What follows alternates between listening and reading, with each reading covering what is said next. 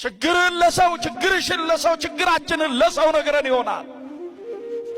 ከሰዎች ያገኘነው እርዳታ የመጀመሪያው የሚል መልስ ነው። ከዚህ ውጭ የለም። ይልቁንም እንደሱ ስላላደረከኝ አመሰግናለሁ ይልብሃል።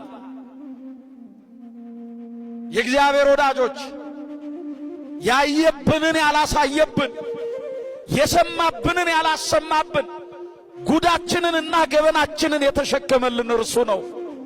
እዛ ትንቢተ ኤርምያስ ምዕራፍ 9 ላይ ምን እንደሚል ታውቃላችሁ? ኦርቶዶክሳውያን በሰው የታመነ እርሱ የተረገመ ነው ይላል።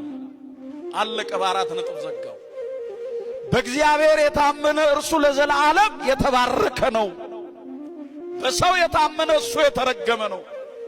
በስልጣኑ በክብሩ የታመነ እሱ የተረገመ ነው። በእግዚአብሔር የታመነ እርሱ ለዘላለም የተባረከ ነው ካለ በኋላ እንዲህ ይላል። ወዳጄ ይላል ሰው ማን እንደሆነ ልንገርህ ይልና ሸምበቆ ታውቃለህ አለ። ከቃሉ ጋር ናችሁ? ሸምበቆ ተደግፈህ ዳገት አትወጣም። ሸምበቆ ተደግፈህ ቁልቁለት አትወርድም። ምን ይሆናል ንገሩኝ? መሰበር ብቻ አይደለም ይላል እንደው ነቢዩ ኤርምያስ።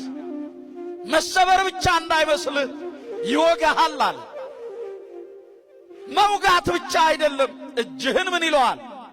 ያደማሃል። ሰው ማለት ይሄ ነው።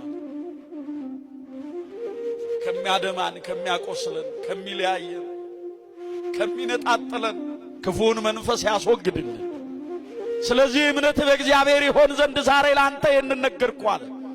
እግዚአብሔር ከሚገኝባቸው መንገዶች መካከል አንዱ እምነት ነው።